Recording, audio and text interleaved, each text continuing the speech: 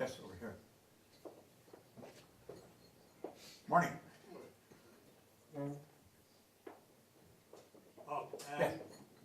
With the success comes negative feedback. How do you cope with? I don't pay any attention to it.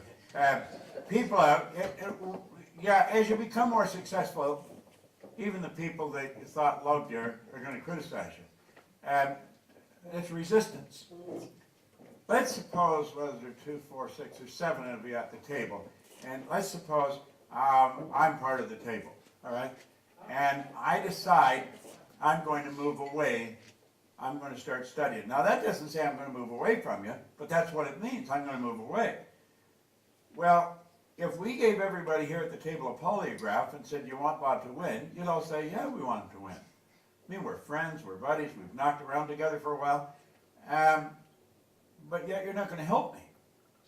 You say, oh, no, I'll help you. No, you really won't. And you're liable to even say something against me because I am forcing change on you.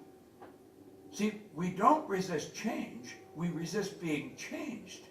And I'm causing you to adapt to my absence. That's why you have resistance from loved ones when you go to change.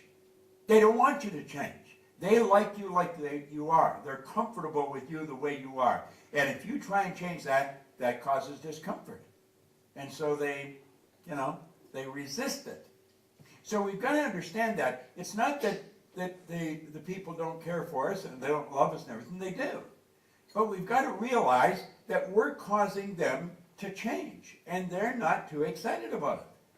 They would just as soon you leave everything as it is. So you're going to attract a respectable amount of resistance. In fact, if you're not getting any resistance, you're probably not changing very much.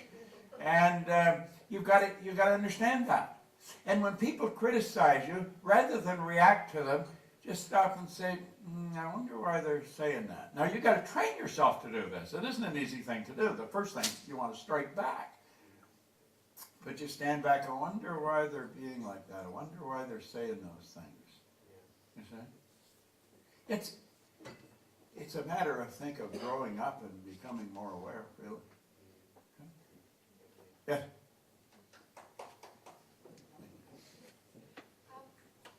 Bob, how do you know when to stop going after a client, especially when they're interested, especially when the excuse of time may not come into their schedule? When you're selling? Yes, selling, yeah, trying to help someone, absolutely, yeah, selling.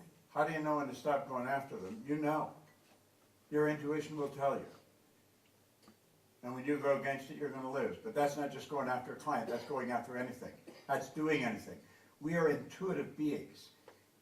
I've got a couple little dogs at home, 2 little Pomeranians. They operate by instinct, which is perfect. I operate with intuition. Your intuitive factor is that mental faculty that picks up energy and reads it. And your intuition will tell you when you're going too far, to back off. Now, we generally don't pay attention to it. So you've got to start listening to yourself. You've got to start paying attention to yourself. But what if your passion to help this person is more than your intuition?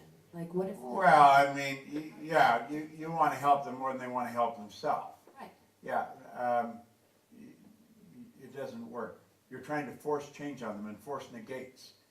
If I try to force change on you, we're putting a wall up between us.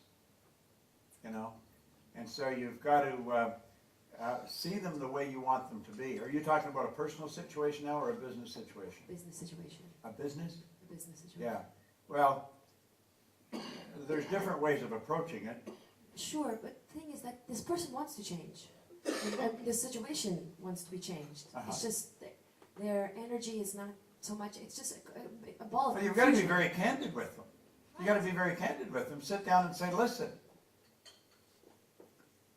Let's say I've pursued this person, gone after the person, and they want me to go after them, and for some reason they don't at the same time. It's like they're confused. They don't know what to do. Yeah, well, they don't know how to make a decision.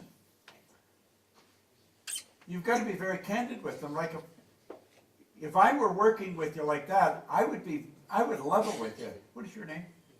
Sam. Sam? I'd say, listen, Sam, You tell me you want to change. You told me that what I'm offering is really what you need, and you're not doing it.